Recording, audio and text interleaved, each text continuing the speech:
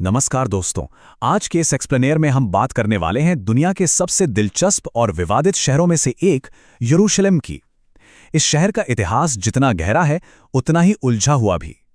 आज हम उन सदियों पुरानी घटनाओं को खंगालेंगे जिन्होंने हमारी दुनिया का नक्शा हमेशा के लिए बदल कर रख दिया। तो चलिए बिना किसी देरी के इस ऐतिहासिक सफर की शुरुआत करते हैं।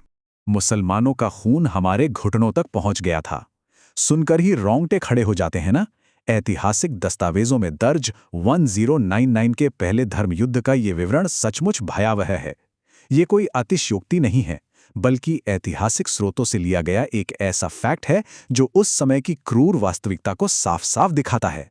यरूशलेम पर कब्जे के दौरान हुई इसी भयंकर हिंसा ने आने वाली कई सदियों के संघर्ष की नींव रखी थी। अब अगर हम इतिहास के पन्नों को पलटें तो इस शहर ने शांति और उथल-पुथल के कई दौर देखे हैं। 630 के दशक में जब खलीफा उमर ने यरूशलेम में प्रवेश किया तो वो पूरी तरह शांतिपूर्ण था। खून की एक बूंद भी नहीं बही।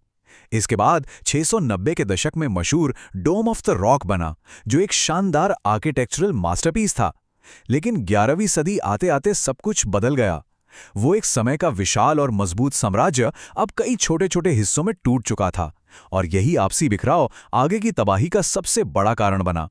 1,50,000। जरा इस नंबर के स्केल को इमेजिन कीजिए।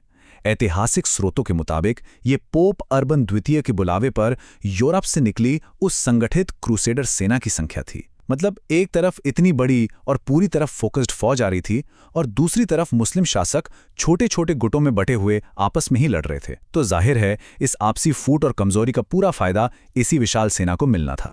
इतिहास हमें यहाँ सत्ता परिवर्तन के दो बिल्कुल अलग अलग तरीके दिखाता है। एक तरफ खलीफा उमर की एंट्री थी, जहाँ उन्होंने खुद अपने हाथों से पवित्र स्थल की सफाई की थी और कोई खून खराबा नहीं होने दिया। और दूसरी तरफ पहले क्रूसेड का वो भयंकर नरसंहार, जहाँ धार्मिक स्थलों और मंदिरों को बेरहमी से जला दिया गया। ये दिखाता है कि कैसे एक ही शहर को जीतने के दो बिल्कुल ऑपोजिट तरीके अपनाए गए थे। और तबाही का लेवल क्या था, ये आंकड़ा देखिए, 1,00,000। ऐतिहासिक सोर्स हमें बताते हैं कि यरूशलेम पर कब्जा करने के बाद सिर्फ 10 दिनों के भीतर 1,00,000 लोगों की जान ले ली गई। सोचिए, सिर्फ 10 दिन। और बात यहीं खत्म नहीं हुई थी। यहूदी नागरिकों को उनके मंदिरों के अंदर ही बंद करके आग लगा दी गई। ये स्रोत हमें बिना किसी लाग लपेट के बताते हैं कि युद्ध की असली और अमानवीय सच्चाई क्या होती है।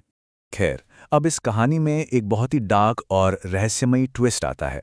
अल हशाशीन, ये एक बेहद सीक्रेट और खतरनाक संगठन था। और आपको एक दिलचस्प बात बताऊं, अंग्रेजी का जो शब्द है ना, असैसिन यानी हत्यारा, वो इसी नाम से निकला है। अब हो ये रहा था कि बाहर से तो क्रूसेडर्स के हमले चल ही रहे थे, लेकिन अंदर से ये गुप्त संगठन बड़े बड़े जनरलों और नेताओं को खामोशी से मौत के घाट उतार रहा था। पूरे इलाके में दहशत का माहौल था। इनका खौफ किस लेवल का था, वो इस एक किस्से से समझिए। एक बार एक ताकतवर शासक ने इन हशाशीन को रोकने की कोशिश की। अगली सुबह जब उसकी आंख खुली तो उसने अपने सिरहाने एक खंजर और एक नोट रखा पाया। नोट पर लिखा था, अगर तुम नहीं रुके तो अगली बार ये खंजर तुम्हारी गर्दन में होगा। मतलब लिटरली उनके बेडरूम तक घुस गए थे वो। ये वाकया दिखाता है कि सत्ता के सबसे सुरक्षित माने जाने वाले गलियारों में भी इनका कितना खौफ था।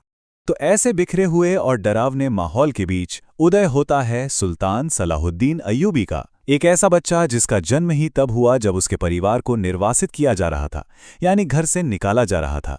लेकिन उसकी किस्मत में कुछ और ही लिखा था। उसकी पढ़ाई लिखाई दमिश्क में सुल्तान नूरुद्दीन जंगी जैसे दूरदर्शी शासक की देखरेख में हुई। वहीं उसके मन में यरूशलेम को वापस पाने और लोगों को फिर से एकजुट करने का बीज बोया गया। सलाहुद्दीन का जो राइज था ना, वो एकदम रॉकेट की तरह और बहुत ही कैलकुलेटेड था। स्टेप 1, सिर्फ 32 साल की उम्र में वो मिस्र का गवर्नर बन गया। स्टेप 2, जब नूरुद्दीन के निधन के बाद साम्राज्य बिखरने लगा तो उसकी विधवा ने स्थिरता के लिए मदद मांगी और सलाहुद्दीन ने तुरंत मोर्चा संभाल लिया। और स्टेप 3, बिना एक भी कतरा खून बहाए दमिश्क पर पूरा कंट्रोल कर लिया। 37 साल की एक युवा नेता ने अपने शानदार दिमाग से एक टूटे हुए साम्राज्य को वापस जोड़ दिया था। सब कुछ सही चल रहा था, लेकिन फिर एक ऐसी चिंगारी भड़की जिसने पूरे युद्ध की आग लगा दी। रेनॉल्ड डे शैटलॉन नाम के एक क्रूसेडर लीडर ने हज जा रहे एक बिल्कुल निहत्थे काफिले पर बड़ा क्रूर हमला कर दिया। और जब बंदियों को छोड़ने की बात आई तो उसने बहुत ही घमंड और भड़काऊ तरीके से कहा, जाओ और अपने पैगंबर से कहो कि वो इन्हें बचाएं। सोर्सेस बताते हैं कि ये वो डीप इंसल्ट थी जिसने सलाहुद्दीन के सब्र का बांध पूरी तरह तोड़ दिया। अब आती है बैटल ऑफ हटिन, और यहां सलाहुद्दीन की जो रणनीति थी वो एकदम मास्टर क्लास थी। उसने क्या किया कि क्रूसेडर्स सेना को जानबूझ के जुलाई की उस चिलचिलाती गर्मी में रेगिस्तान की तरफ खींच लिया। पानी का सिर्फ एक ही स्रोत था और वहां तक उन्हें पहुंचने नहीं दिया। ऊपर से अपनी संगठित सेना से उन्हें चारों तरफ से घेर लिया। लिटरली लड़ाई शुरू होने से पहले ही वो पूरी सेना गर्मी और भयंकर प्यास से पस्त हो चुकी थी।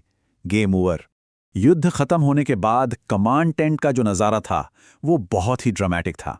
वहां प्राचीन न्याय और दया दोनों एक साथ देखने को मिले। सलाहुद्दीन ने बंदी राजा को पीने के लिए बर्फीला पानी दिया, जो उस समय इस बात का संकेत होता था कि आपको जीवनदान दे दिया गया है। लेकिन रेनॉल्ड, जिसने सारी मर्यादाएं तोड़ी थीं और पैगंबर का अपमान किया था, उसके लिए कोई माफी नहीं थी। उसे वहीं उसके अपराधों की सजा दे दी गई। हट्टिन तो जीत लिया, लेकिन असली मंजिल तो यरूशलेम थी। अब जब यरूशलेम की घेराबंदी हुई तो वहां के अंदर बैठे नए लीडर बेलियन ने एक ऐसी खौफनाक धमकी दी जिसने टेंशन को एकदम पीक पे पहुंचा दिया। उसने साफ साफ कह दिया, मैं इस पूरे शहर को राख में मिला दूंगा। उसका मतलब था कि अगर उन्हें सुरक्षित नहीं जाने दिया गया तो वो हार मानने से पहले यरूशलेम के सारे पवित्र स्थलों को हमेशा हमेशा के लिए जला देंगे। इस एक्सट्रीम धमकी के जवाब में सलाहुद्दीन ने क्या किया?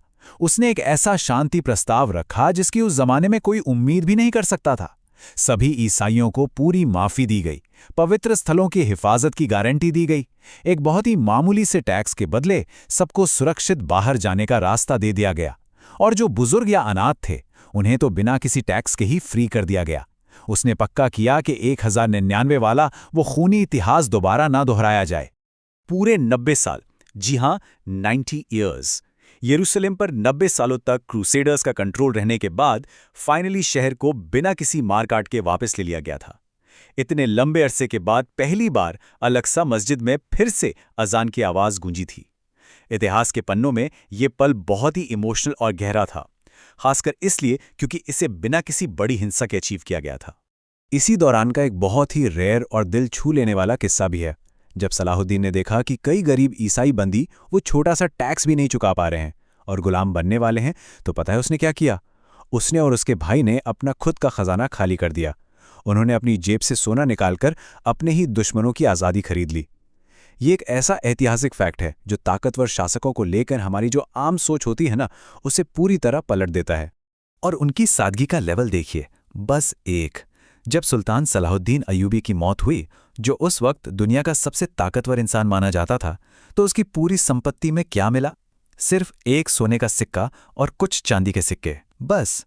उसने अपनी सारी पर्सनल वेल्थ लोगों की भलाई में दान में दे दी थी। इतिहास में ऐसा एग्जाम्पल मिलना सच में बहुत मुश्किल है। खैर, सलाहुद्दीन के बाद कई सदियों तक इस पूरे इलाके में एक स्थिरता बनी रही, लेकिन फिर हम एंटर करते हैं मॉडर्न वर्ल्ड में। 1914 से 1918 के बीच पहला विश्व युद्ध हुआ और ओटोमन साम्राज्य ढह गया। इसके बाद ब्रिटिश सेनाओं ने यरूशलेम को अपने कंट्रोल में ले लिया और फिर 1948 में इजराइल राज्य की स्थापना हुई। मतलब वो 700 सालों की जो स्टेबिलिटी थी ना, वो एक झटके में मॉडर्न जियोपॉलिटिक्स के सबसे बड़े और पेचीदा विवाद में बदल गई। और इसी मॉडर्न एरा में एक बहुत ही सिंबॉलिक घटना घटी जिसे जानना जरूरी है। ऐतिहासिक स्रोतों के मुताबिक पहले विश्व युद्ध के बाद जब एक ब्रिटिश जनरल ने इस क्षेत्र में एंट्री की, तो कथित तौर पर उसने सलाहुद्दीन की कब्र पर लात मारकर कहा, सलाहुद्दीन, हम वापस आ गए हैं। ये इंसिडेंट साफ साफ दिखाता है कि वो जो प्राचीन इतिहास है, जो पुरानी जीत हार की मेंटालिटी है, वो खत्म नहीं हुई है, बल्कि आज के दुनिया के संघर्षों में भी कहीं ना कहीं जिंदा है। और यही बात हमें इस एक्सप्लेनर के सबसे ज़रूरी और आखिरी सवाल पर लाके खड़ा कर देती है। क्या हमारी दुनिया हमेशा इन्हीं पुराने संघर्षों, जीत, हार और सत्ता के लूप में फंसी रहेगी? यरूशलेम की ये पूरी कहानी सिर्फ बीते हुए कल का एक चैप्टर नहीं है, बल्कि आज के हमारे हालातों का एक आईना है। आप इस बारे में क्या सोचते हैं? आज के इस शानदार एक्सप्लेनर में हमारे साथ जुड़ने के लिए आपका बहुत बहुत शुक्रिया। बस ऐसे ही सीखते रहिए और सवाल करते रहिए।